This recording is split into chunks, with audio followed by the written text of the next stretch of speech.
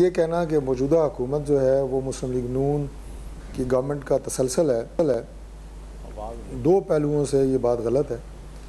اور اس میں سب سے پہلا پہلو تو یہ ہے کہ کنٹینویشن اگر اس کو پی ایم ایل این کی گورنمنٹ کا کہا جائے تو پچھلے 16 ماہ کی گورنمنٹ جو ہے وہ پی ایم ایل این کی گورنمنٹ نہیں تھی، وہ پی ڈی ایم کی گورنمنٹ تھی جس میں پاکستان پیپلز پارٹی برابر کی حصہ دار تھی، اور بعد دیگر جماعتیں بھی اس میں جو ہے حصہ بقدر جسا، مطلب جو جس کی جتنی نمائندگی تھی پارلیمنٹ میں اس حساب سے وہ اس پی ڈی ایم کی گورنمنٹ کا حصہ تھی۔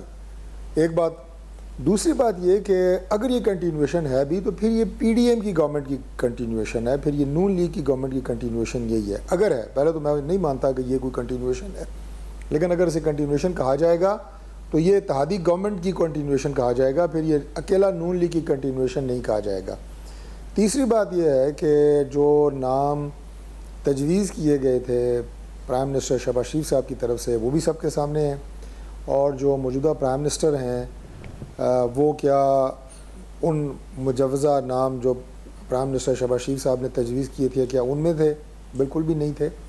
یہ نام جو ہے یہ لیڈر آف اپوزیشن کی مشاورت سے بعد میں آیا اور یہ پرائم منسٹر بنے۔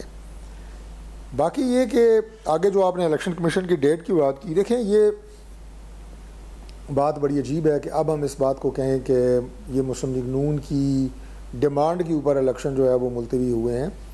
بات مردم شماری کی تھی، مردم شماری کو نوٹیفائی کرنے کی تھی، اور اس کو نوٹیفائی کرنے کے بعد جو اس کا ایک کانسٹیٹیوشنل طریقہ کار ہے وہ یہ تھا کہ ملک میں حلقہ بندیاں اثر نو ہوں گی۔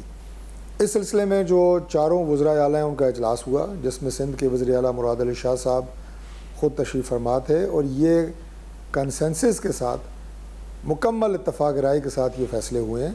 اس میں پاکستان پیپلز پارٹی آن بورڈ تھی اور اس فیصلے کا حصہ تھی۔